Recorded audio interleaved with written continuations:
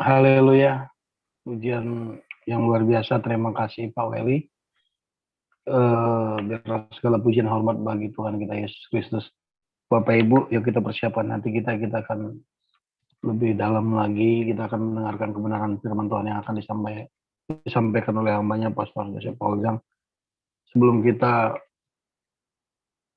mendengarkan kebenaran firman Tuhan, untuk para lektor mempersiapkan diri. Dua firman Tuhan, silakan Saudari Naomi bisa dibuka.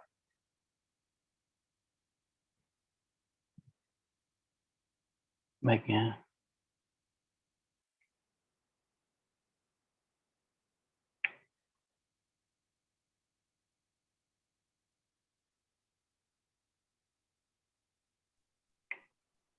Silakan Naomi.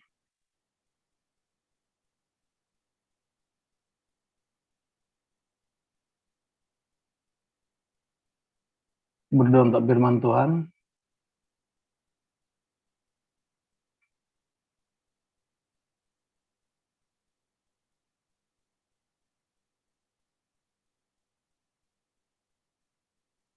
Suaranya belum ada ya, Naomi? Halo, suaranya bisa terdengar sekarang, Pak? Sudah, ya silakan. Bagus, aduh. Tuhan Yesus, terima kasih kami telah memuji dan menyembah-Mu Tuhan lewat pujian penyembahan. Biarlah kerinduan hati kami Tuhan hanya berada dekat-Mu ya Tuhan. Yang sebagai Tuhan dan Juru Selamat kami yang hidup. Dan sebentar kami akan mendengar renungan firman-Mu yang akan disampaikan Gembala kami Pastor Paul. Kau selalu memberkati juga mengurapi beliau Tuhan.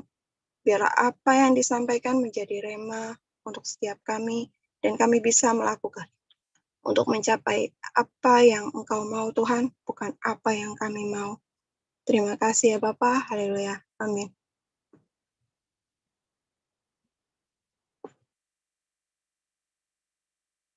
Amin, terima kasih Naomi.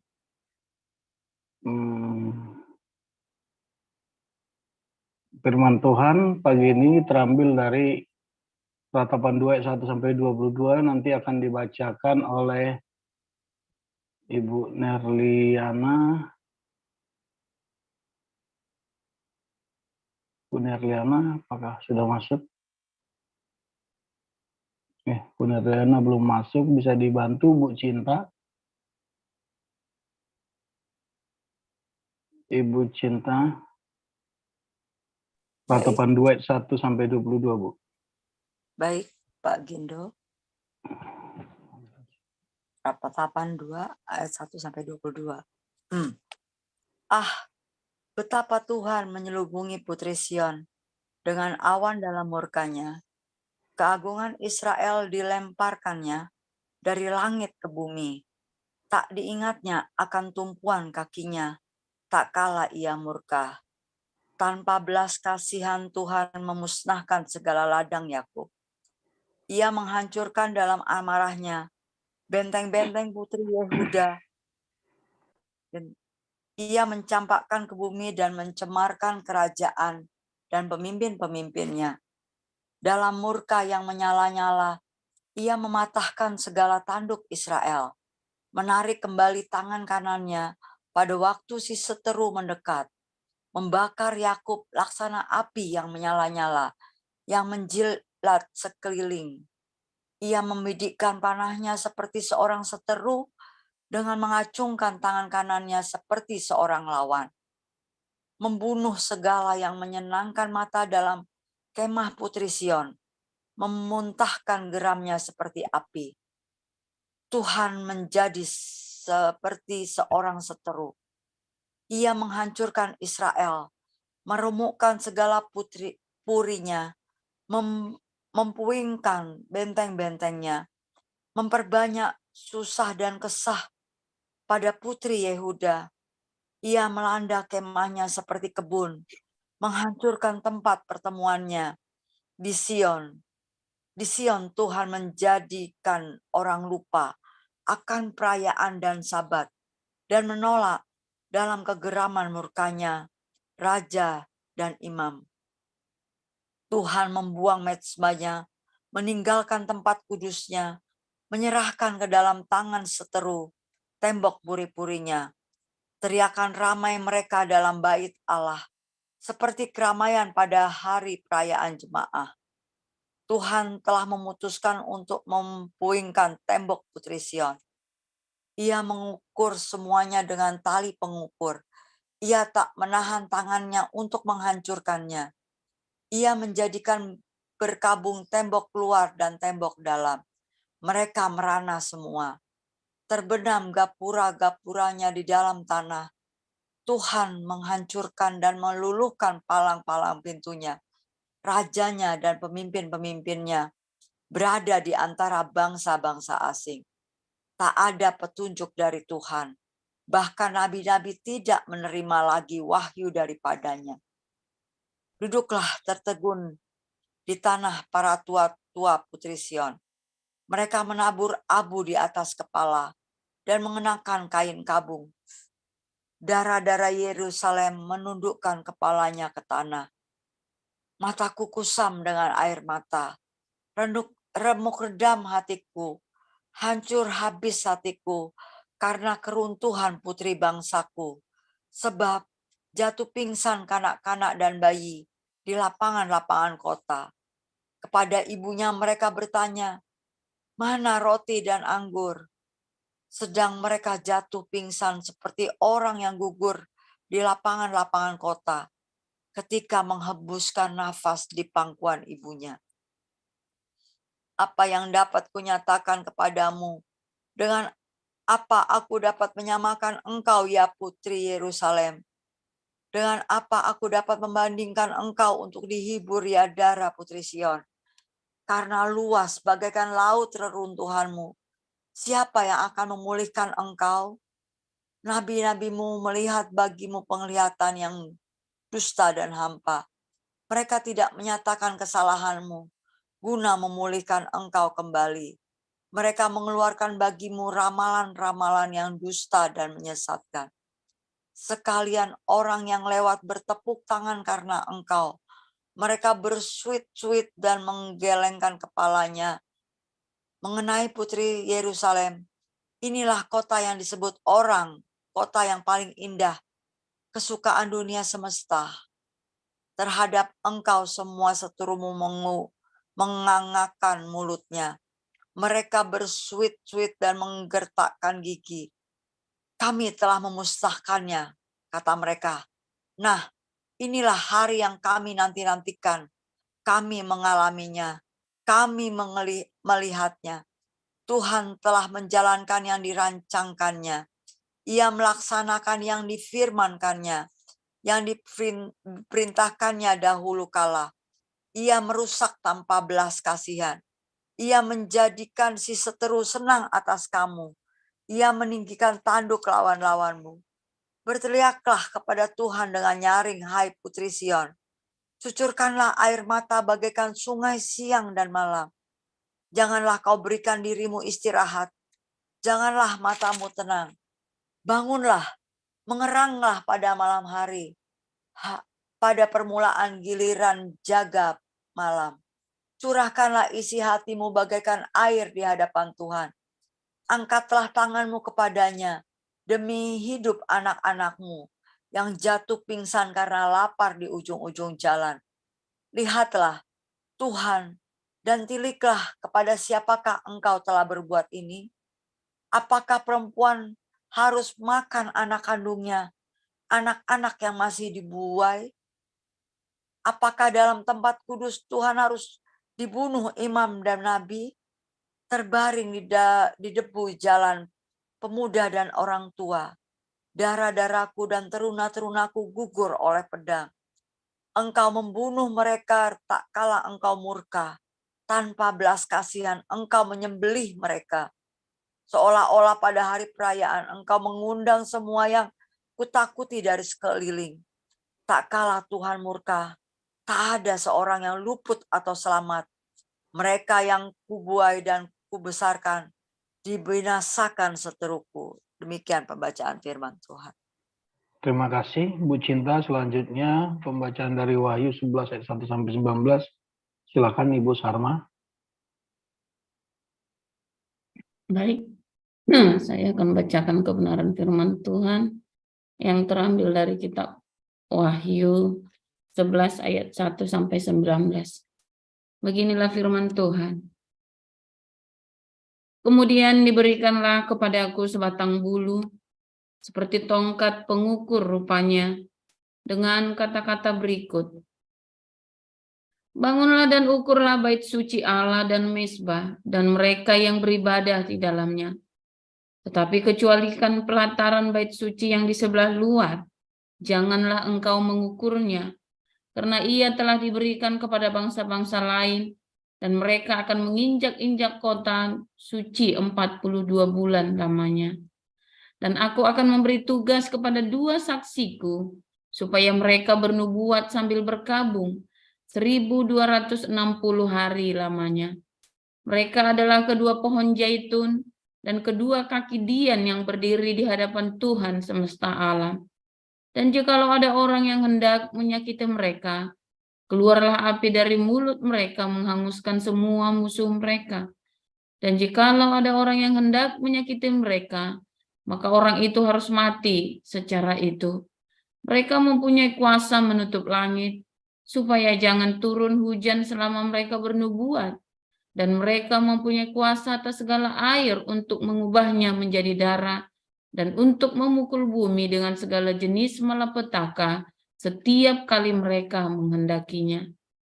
Dan apabila mereka telah menyelesaikan kesaksian mereka, maka binatang yang muncul dari jurang maut akan memerangi mereka dan mengalahkan serta membunuh mereka, dan mayat mereka akan terletak di atas jalan raya kota besar yang secara rohani disebut Sodom dan Mesir, di mana juga Tuhan mereka disalibkan.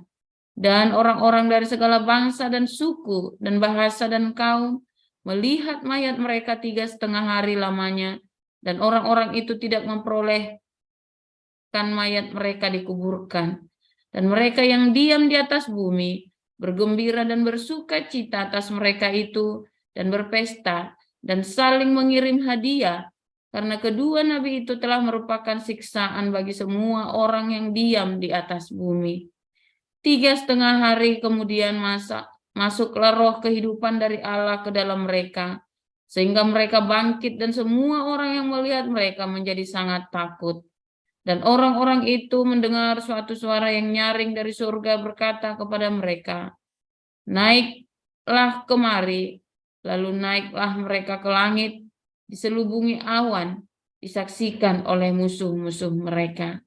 Pada saat itu terjadilah gempa bumi yang dahsyat, dan 1/10 bagian dari kota itu rubuh, dan 7.000 orang mati oleh gempa bumi itu, dan orang-orang lain sangat ketakutan, lalu memuliakan Allah yang di surga. Celaka yang kedua sudah lewat, lihatlah, celaka yang ketiga segera menyusul. Lalu malaikat yang ketujuh meniup sangkakalanya, dan terdengarlah suara-suara nyaring di dalam surga, katanya, pemerintahan atas dunia dipegang oleh Tuhan kita, dan Dia yang diurapinya, dan Ia akan memerintah sebagai Raja sampai selama-lamanya. Dan ke-24 tua-tua yang duduk di hadapan Allah di atas tahta mereka tersungkur dan menyembah Allah sambil berkata, kami mengucap syukur kepadamu, ya Tuhan Allah yang Maha Kuasa, yang ada dan yang sudah ada, karena Engkau telah memangku kuasamu yang besar dan telah mulai memerintah sebagai Raja. Dan semua bangsa telah marah, tetapi amarahmu telah datang, dan saat bagi orang-orang mati untuk dihakimi dan untuk memberi upah kepada hamba-hambamu, nabi-nabi dan orang-orang kudus, dan kepada mereka yang takut akan namamu, kepada orang-orang kecil dan orang-orang besar, dan untuk membinasakan barang siapa yang membinasakan bumi. Maka terbukalah bait suci Allah yang di surga, dan kelihatanlah tabut perjanjiannya di dalam bait suci itu, dan terjadilah kilat, dan deru guru, dan gempa bumi, dan hujan es lebat. Demikian. Terima kasih Pak Yuda, Bu Cinta, Bu Sarma. Firman Tuhan pagi ini judulnya bermusuhan dengan Tuhan yang akan disampaikan oleh hambanya Pastor Paul. Silakan Pastor Paul. Ya, haleluya, luar biasa. Firman Tuhan selalu baru setiap hari bila kita hidup di dalam kerendahan hati dan mengasihi Tuhan, all in, all out, ya saudara ya. Jangan pernah ragu-ragu. Sebab ketika Anda ragu-ragu, ya maka yang terjadi adalah Tuhan tidak ada di dalam keraguan-raguan itu, saudara ya. Tuhan tidak akan ada di dalam keraguan-raguan itu. Itu yang terjadi, saudara.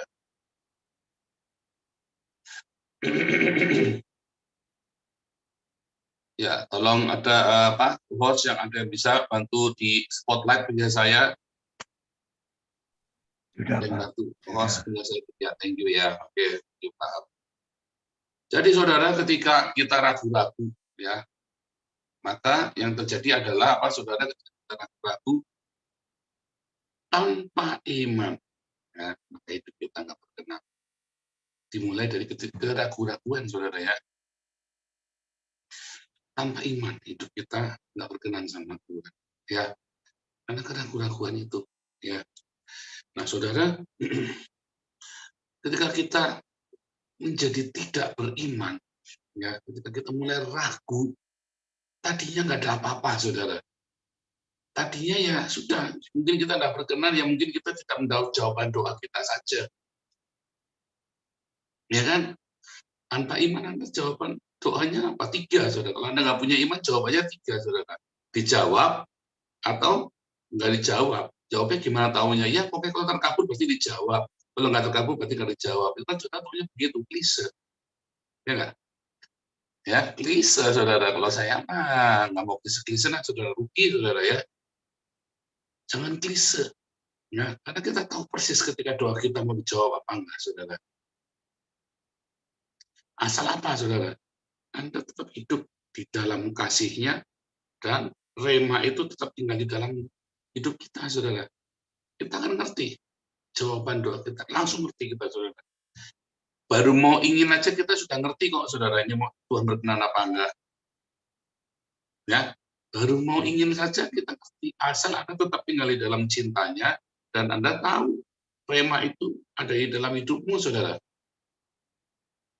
Nah, gara-gara 2 hal ini nggak ada di dalam hidupmu, maka doamu jadi klise. Ketika doamu jadi klise, ya, maka saudara kayak nebak anjing, dijawab, nggak dijawab, nggak dijawab. Lama-lama akhirnya saudara capek nungguin Tuhan. Nungguin juga sama saja kan? Benar nggak? Setahun, 2 tahun, 5 tahun, Anda masih bisa berlaga sok beragama, saudara. Sok saleh, bisa saudara berlaga, ya kan? Nah, tetapi pada kenyataannya hatimu itu sudah jauh. Apa iya sih hati? Tanpa Anda sadari bahwa sadar sudah mempertanyakan. Ketika Anda mempertanyakan, apa yang terjadi, saudara? Kemudian Anda mulai berseberangan dengan Tuhan pelan-pelan, saudara. Tanpa Anda sadari. Apalagi ketika Anda bekerja dengan sekuat tenaga, dan Anda selalu bisa.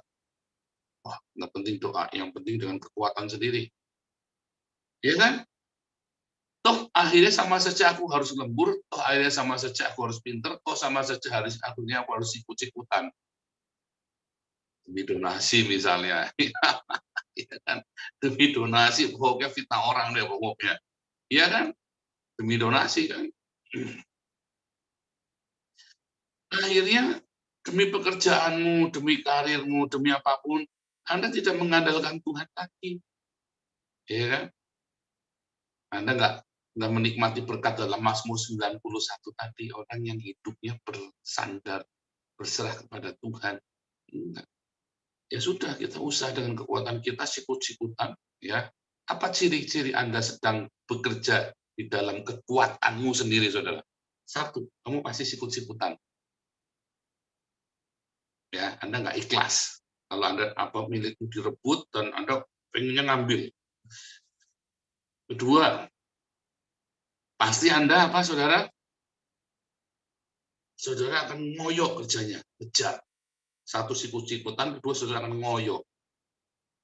Kerja normal 8 sampai 10 jam, Anda bisa kerja sampai 16 jam.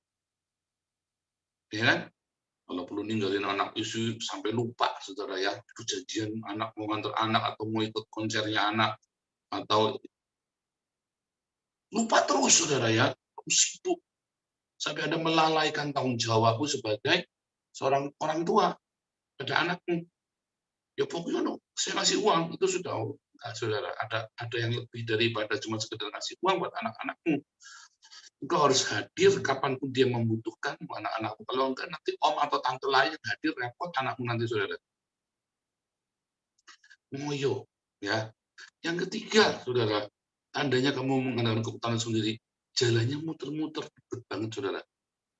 Muter-muter ribet, ya.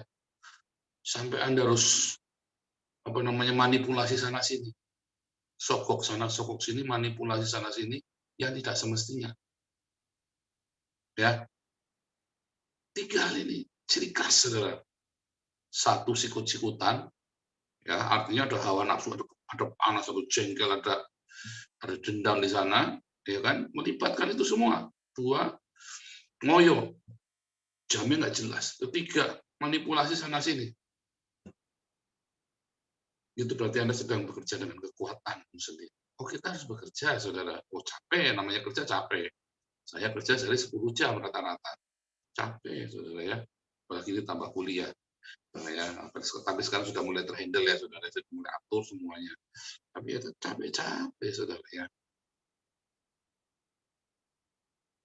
Tetapi nggak ngoyo, beda.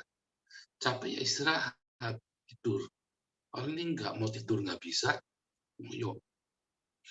Yang ketiga, Anda harus manipulasi sana-sini. Ya kan? Intrik sana-sini. Manipulasi sana-sini. Ya kan? Yang bengkok dilurusin, yang lurus dibengkokin. Itu Anda berarti bekerja dengan keputaranmu sendiri. Hati-hati, saudara. Anda sudah tidak mengandalkan kasih karunia lagi. Yang benar adalah Anda bekerja dengan sungguh-sungguh, maksimum. Selanjutnya serahkan kepada Tuhan Yesus yang memberikan berkat dalam hidupmu. Itu yang benar. Nah, lalu kemudian Anda sukses gara-gara Anda mengandalkan kekuatan diri sendiri. Banyak kan yang sukses, oh bisa. Ya, Kejadian 11 ayat 6, apapun yang kamu kehendaki jadi, saudara. Dengan kekuatanmu sendiri jadi, saudara. Kejadian 11 ayat 6. Ya, cerita Nimrod di Menara Babel. Apapun yang kamu mau bikin jadi, saudara. Dengan kekuatanmu sendiri pun bisa. Ya, akhirnya apa yang terjadi, saudara? Anda mulai, ternyata sama saja ya, sama Tuhan nggak sama Tuhan. Itu kalau yang berhasil, lalu Anda menjadi sombong. Wah, hati-hati, saudara. Disitulah awal segala kejatuhan. Ya, di sebaliknya, ya, Anda kemudian karena gagal terus, ya karena mungkin nasib Anda juga nggak baik. Kenapa nasibnya nggak baik? Ya karena Anda mungkin hidupnya nggak beres sama Tuhan. Hidupnya dalam perzinaan, percabulan, atau Anda hidupnya memang karaktermu jelek, sombong, ya kan, angkuh, ya. Ini 2 hal ini, saudara, akhirnya mulai menjauhkan Anda dari kasih karunia. Lalu tiba-tiba musibah atau bencana itu datang. Lalu mulai, saudara, bukan cuma Anda meninggalkan kasih karunia, tetapi Anda mulai apa, saudara? Anda mulai nyerang Tuhan. Anda mulai mempertanyakan Tuhan. Tuhan, di manakah Engkau ketika hidupku mati? Tuhan, di manakah Engkau ketika ini ada musibah ini, ada musibah itu? Kemudian apa yang terjadi, saudara? Yang terjadi adalah kemudian akhirnya Anda menantang Tuhan. Hati-hati, saudara ya. Kemudian Anda akhirnya menjadi musuhnya Tuhan.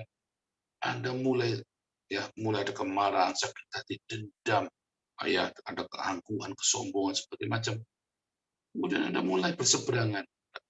Kok saya ngalamin, saudara, jangan ngomong ke saya ngalamin. Saya tahu rasanya ketika berseberangan dengan Tuhan. Saya tahu rasanya, saudara ya. Diawali dari apa? Sebenarnya diawali dari saya sendiri. Karena saya kumpul dengan orang-orang pezina, ada kepengen, ya, nempel.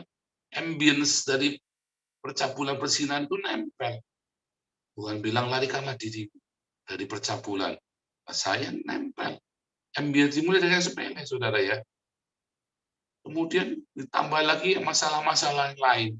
Akhirnya nekat saya, saudara. Saya mulai meninggalkan kasih karunia, mulai doa saya nggak dijawab, mulai pekerjaan saya nggak diurapi sama Tuhan. Buah tangan saya nggak diurapi. Akhirnya kelihatannya berhasil, tapi berapa tahun kemudian hancur. Kelihatannya berhasil, berapa hari kemudian hancur. Kelihatannya berhasil, dan bahkan sama sekali nggak berhasil, udah nabrak sini, nggak jadi. Karena saya mulai berseberangan, belum menjadi musuh, baru berseberangan, saudara. Akhirnya karena semua yang saya kerjakan nggak berhasil, saya marah karena dulu saya mengenal Tuhan. Lalu saya teriak kepada Tuhan, saya bikin permusuhan dengan Tuhan. Hati-hati saudara ketika Tuhan menjadi musuhmu, saudara. Ya, ketika iblis menjadi musuhmu, ketika siapapun menjadi musuhmu, ya mungkin mungkin ya cuman babak belur aja, saudara. Tapi kalau Tuhan sang pencipta hidupmu itu menjadi musuhmu, ya Anda bukan hanya berseberangan, tetapi juga memusuhi secara aktif. Hati-hati, saudara. Jangan sampai bukan cuma babak belur, saudara. Kondor kamu dibuatnya habis, saudara. Karena apa? Karena hidupmu akan menjadi milik iblis. Ketika Anda memusuhi Tuhan, ketika Anda masih berseberangan, iblis masih minta izin, saudara, untuk menyakitimu. Begitu kamu memusuhi Tuhan, ya maka jiwamu menjadi milik iblis.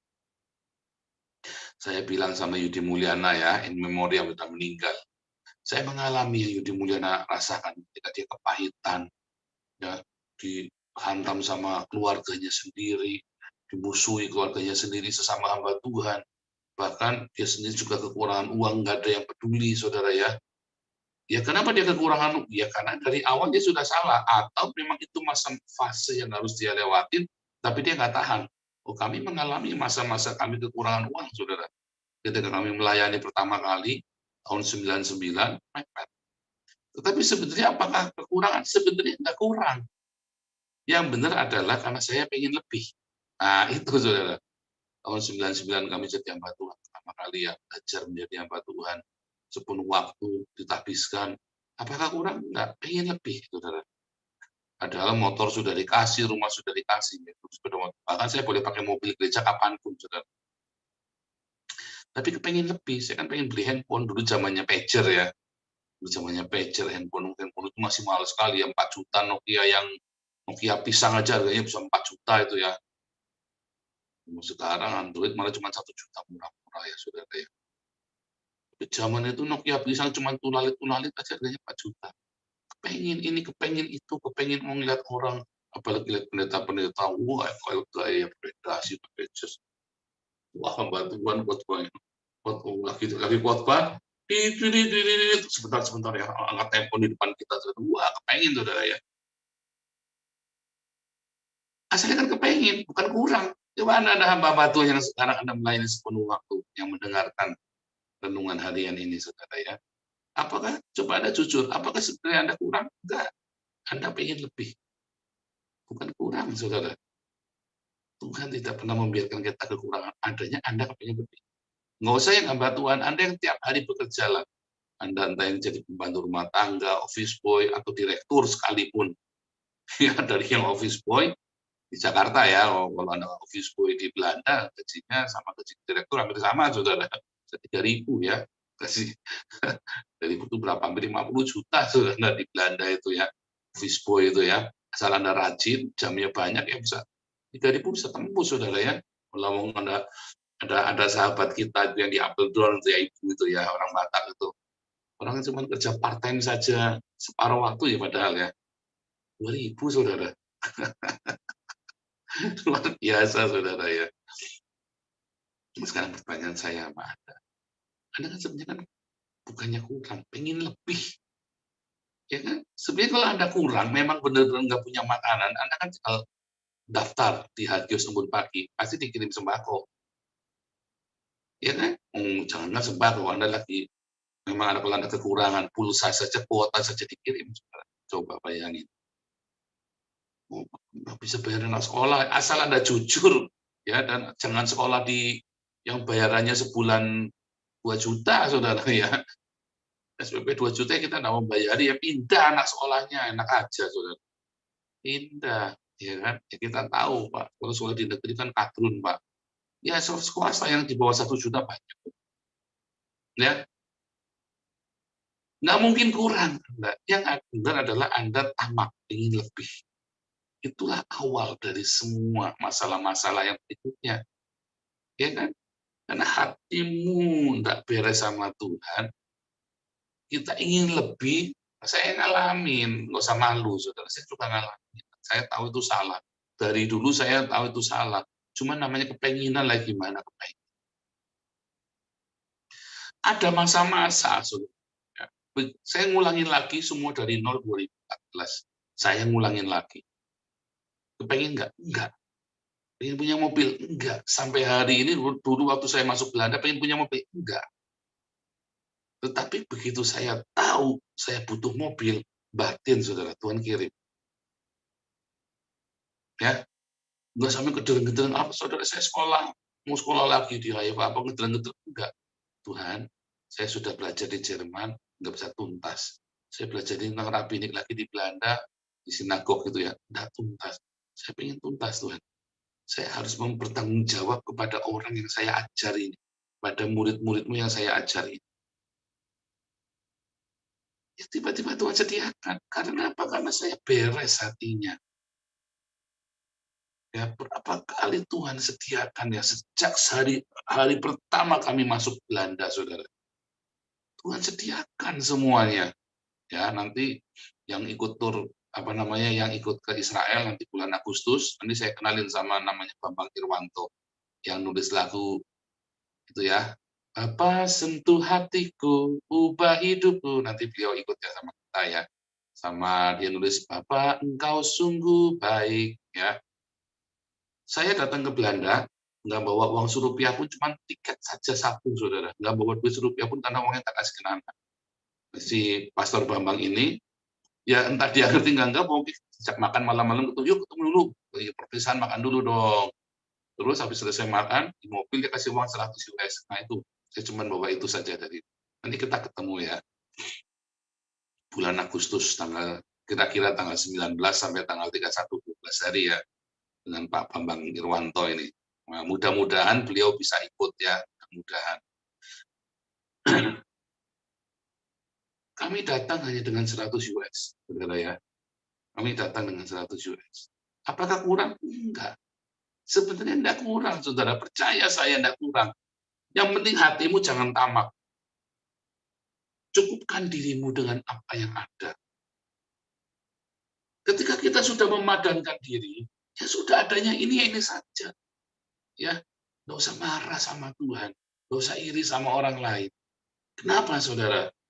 Ada sepiring nasi disertai kasih karunia, itu indah, saudara. Daripada Anda hidup dalam kemewahan, tapi dengan segala angkara murka.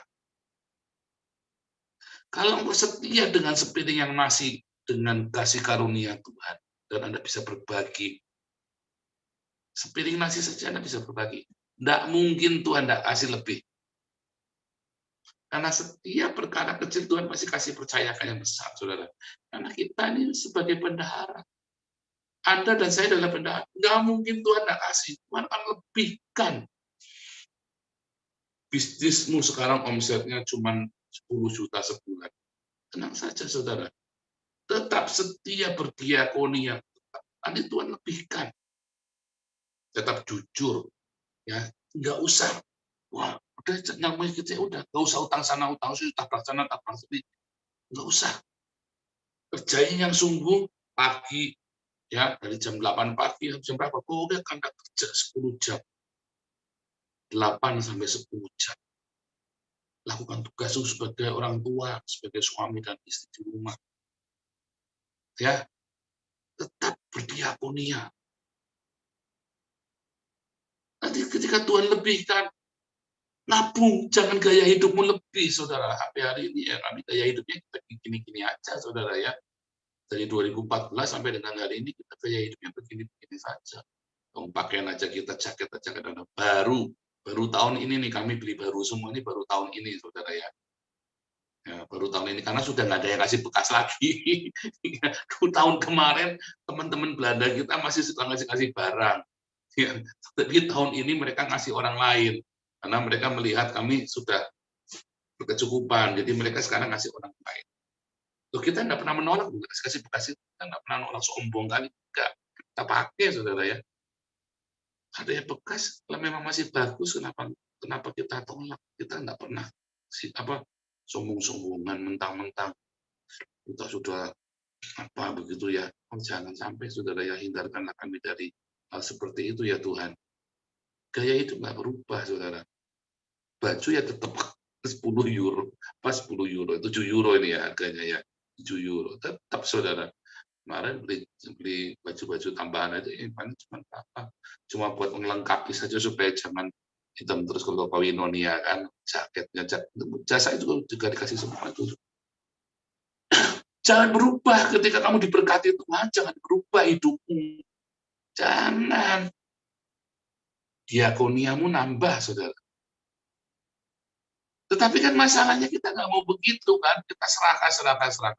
Kenapa? Karena kesombongan. Makanya dalam 7 dosa yang dibenci Tuhan, nomor 1 dan 2, coba. 1 karena kesombongan. Karena kamu sombong, kamu jadi serakah. Karena kamu pengen lebih.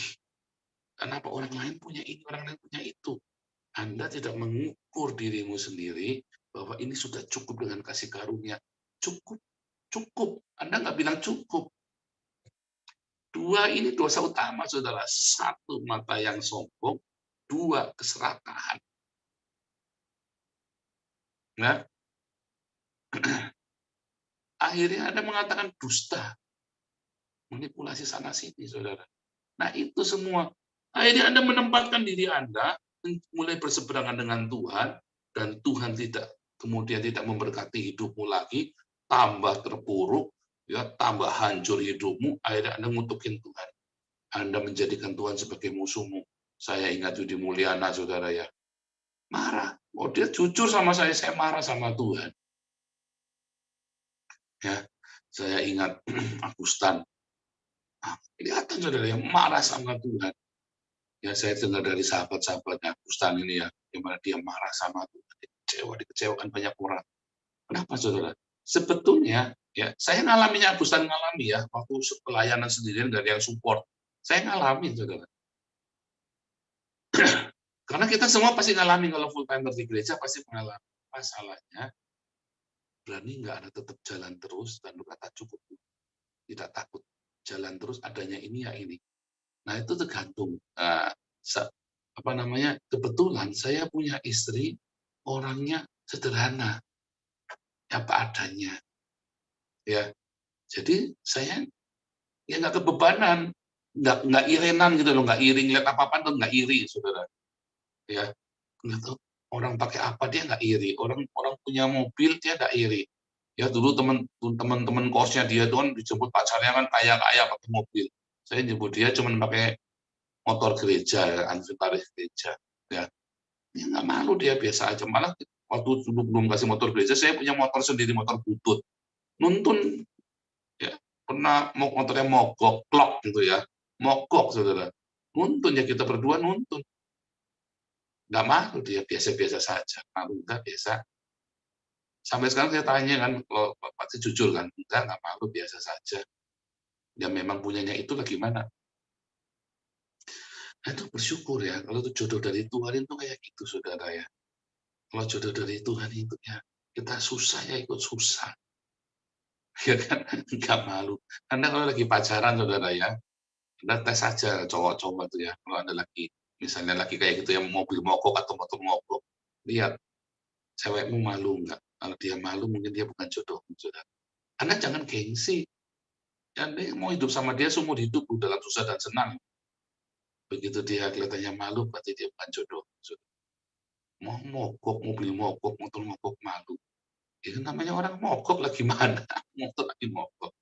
Kalau dia malu, berarti dia bukan jodohmu. Karena suatu ketika Anda akan susah dan senang jatuh bangun bersama-sama. Akhirnya Anda akan kebebanan, saudara, nanti. Saya menikah dengan anak, nggak kebebanan masalah gengsi, saudara. Sayanya yang kebebanan, kepahitan, trauma dengan kemiskinan saya. Ya. Nah, akhirnya Anda menempatkan dirimu berseberangan dengan Tuhan. Ya, musuhan. Wah, hati-hati begitu Anda sadar Anda sedang berseberangan dengan Tuhan, Anda merendahkan diri serendah-rendahnya. Kalau perlu puasa minta ampun. Begitu Anda sadar, tuh, saudara ya. Saya nggak tahu hari ini Anda sedang berseberangan dengan Tuhan atau enggak. Ketika Anda menjadi musuh Tuhan, berseberangan dan apalagi jadi musuh, begitu Anda nyadari, oh stop, percaya saya, hancur hidupmu, saudara. Karena saat itulah iblis yang menjadi tuanmu. Ketika Anda menjadi musuh Tuhan, maka iblislah yang menjadi tuan. Ketika iblis yang menjadi tuan, dikekang, kalau perlu nggak dilepas. Anda mau lepas saja nggak bisa. Mau lepas nggak bisa. Merendahkan diri. Itulah sebabnya saya bilang sama Yudi Mulyana, ya, kok Yudi, ya, kamu harus ketemu Tuhan. Ini orang sudah kepahitan banget. Ya, bilang sama Tuhan, Tuhan tolong. Akhirnya Yudi Mulyana ketemu Tuhan Yesus beneran, ya. Agustan juga sama saja. Agustan, kamu ketemu Tuhan. Kalau kamu ketemu Tuhan Yesus seperti saya ketemu Tuhan, nanti hatimu sembuh. Nggak ada yang bisa menyembuhkan, susah. Dia sudah banyak firman, mau diomongin apa, dia merasa lebih pintar. Padahal sekolah kita nggak jelas. Ya kan? Tapi rasanya kan lebih pintar. Nah, udah kamu ketemu Tuhan. Bertobat. Anda semua yang ada ini berseberangan dengan Tuhan. Ya, ciri-cirinya ada sial terus. Nah, kalau Anda berseberangan dengan Tuhan, ciri-cirinya ada sial terus. Ya, mulai merendah sama Tuhan. Rendah, Tuhan.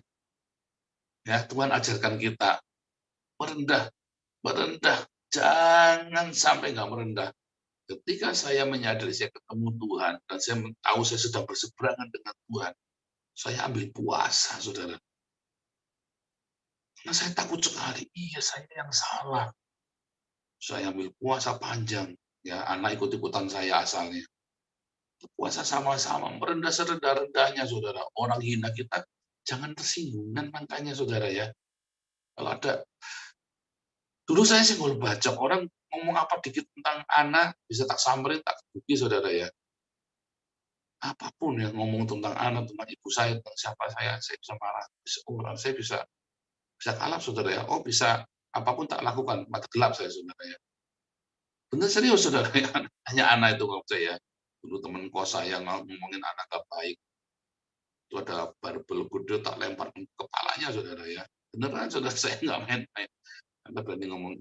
Tetapi hari itu Tuhan rubah hidup saya serendah-rendahnya, saudara. Sehingga apa?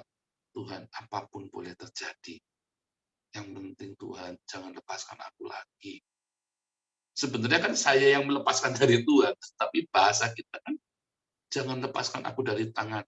Apapun terjadi, udah sial-sial, timpa aja Tuhan, tak apa-apa, usah sial-sialnya. Tapi jangan lepaskan aku. Biarlah aku dihukum, tapi aku di dalam pelukan. Dekaplah aku, Tuhan. Wah, saya begitu sama Tuhan. Karena saya sudah tahu pasti sial, saudara. Wah, hari-hari sial itu datang, ngeri, saudara. Tetapi saya senempel-tempelnya ya, Mazmur tadi ya. Hatinya melekat sama Tuhan, Mazmur 91 ya. Khotbah kemarin ya. Melekat seerat-eratnya, senempel-tempel yang sosial kayak apa. Tuhan, tolong Tuhan. Mungkin saya belum merespon yang baik, mungkin saya masih belum tahu membedakan sesuatu, karena kacau sekali, saudara ya. Kacau sekali pikiran saya. Oh, bukan saya tiap pagi bangun, saya puasa semalam, saya Tuhan. Nggak puasa itu memang karena nggak doyan makan. Karena memang nggak doyan makan, jadi tak bikin puasa sekali. Tuhan, tiap hari, saudara ya, wah sambil masih gelutan, masih kelahi, saudara ya, 40, 30 berapa, sampai 40 ya. Masih preman, badan saya gede, masih di jalan, masih kelahi sama orang, saudara.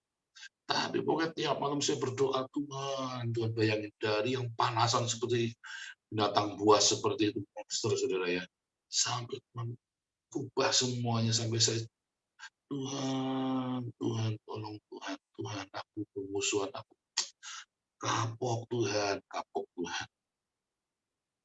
Jadi jangan berseberangan. Kalau ketika Anda sadar Anda kemudian bermusuhan, Anda sedang menjadi musuh Allah, hati-hati saudara, cepat bertobat. Begitu Anda respon benar, pertobatanmu berkenan sama, nggak pakai lama, saudara. Tiba-tiba yang sial-sial itu jadi keberuntungan. Lihat aja sial, saudara, lihatannya jadi keberuntungan dalam hidup. Ikutin kelas apostolik ya, ikutin kelas apostolik. Yang sudah ikut kelas evangelis apologetik, ikutin apostolik. Ini saya cerita, saudara ya, lebih detail ya, lebih private soalnya kan. Alami Tuhan, melekat selekat-lekatnya. Jangan sampai kamu tetap tinggal sebagai musuh Tuhan. Ya, saudara ya, dalam kerendahan hati, jangan tersinggungnya, tetap dalam cintanya Tuhan. Diakoni yang rajin, ya, kerendahan hati, hidup dalam kekudusan, diakoni. Tuhan Yesus memberkati. Silakan.